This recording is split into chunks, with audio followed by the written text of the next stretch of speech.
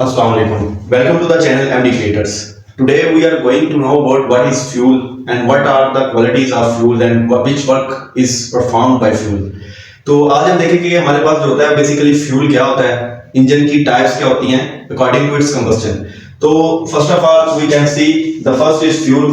तो फ्यूल की जो है हम डेफिनेशन पढ़ लेते हैं. फ्यूल बेसिकली वो इंपॉर्टेंट फैक्टर है एक इंजन में जिसकी मदद से इंजन जो है ना हमारे पास रन होता है. तो fuel you can say the important factor in an engine.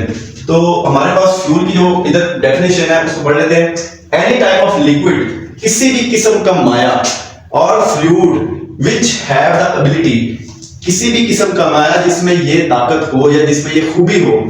Ability to burn मतलब कि जो हमारे पास किसी भी किस्म का एक ऐसा माया जिसमें एबिलिटी हो जलने की, उसको हम फ्यूल कह सकते हैं. इसकी एग्जांपल्स में देखने हमारे पास क्या होता है, ऑयल, गैस, ये जिसकी वजह से हम क्या करते हैं टू प्रोड्यूस हीट और पावर, जिसकी वजह से हम फ्यूल को कंबस्टन की अमल से जलाकर जो हीट या पावर जनरेट करते हैं. नेक्स्ट हमारे पास आ जाता है टाइप ऑफ इंजन और बेस्ड ऑन द कंबस्टन. तो हमारे पास टाइप ऑफ इंजन क्या होती है, मतलब कि अगर हम कंबस्टन को मैनर्स में रखें तो कंबस्टन को मैनर्स में रखने के बाद हमारे पास जो टाइप्स हैं वो इंजन की कौन कौन सी हैं. सबसे फर्स्ट पे हमारे पास एक्सटर्नल कंबस्टन इंजन और इंटरनल कंबस्टन इंजन. आपने इंजनों के नाम सुने होंगे, ज्यादातर जो अब चल रहे हैं इंजन वो हमारे पास इंटरनल कंबस्टन इंजन होते हैं. तो इंटरनल कंबस्टन इंजन जिसको हम शॉर्ट फॉर्म में आईसी इंजन भी कहते हैं. तो ये हमारे पास जो इंजन है ये इंजन की कंबस्टन के लिहाज से फॉर्म्स है या टाइप्स हैं. तो हम फर्स्ट पे पढ़ लेते हैं. External combustion engine is a reciprocating heat engine where a working fluid containing internally is heated by combustion in an external source.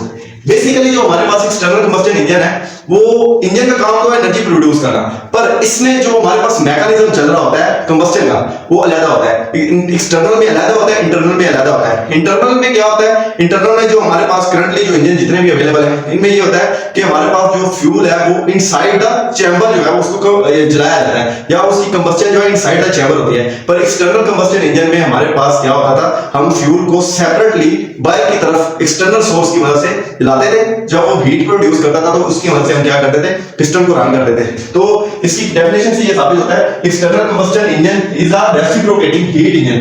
Reciprocating से मुराद ये है कि जो हमारे पास पिस्टन रेसिप्रोकेट करता है अपनी फर्स्ट पोजीशन से सेकंड पोजीशन तक जब डिस्प्लेस करता है और आगे पीछे की मोशन को, जैसे हमारे पास घड़ियों में पेंडुलम की मोशन होती है, उसको रेसिप्रोकेटिंग मोशन कहते हैं. External combustion engine is a reciprocating heat engine where a working fluid हमारे पास कुछ भी हो सकता है, ऑयल भी हो सकता है, पेट्रोल भी हो सकता है, डीजल भी हो सकता है, containing internally मतलब कि containing internally अपने अंदर रखता है is heated by combustion in an external source, मतलब कि उसको एक एक्सटर्नल सोर्स की मदद से जलाया जाता है. जैसा कि हम देख सकते हैं कि हमने सुना होगा और देखा भी होगा कि कोयला जो है वो जलाया जाता था ट्रेन को चलाने के लिए, तो वो स्टीम इंजन था. स्टीम कैसे हमारे पास क्रिएट होती थी, हम कोयले को जलाते थे, पानी को उसके बॉइलिंग पॉइंट तक लेके जाते थे, उसकी वजह से हमारे पास जो स्टीम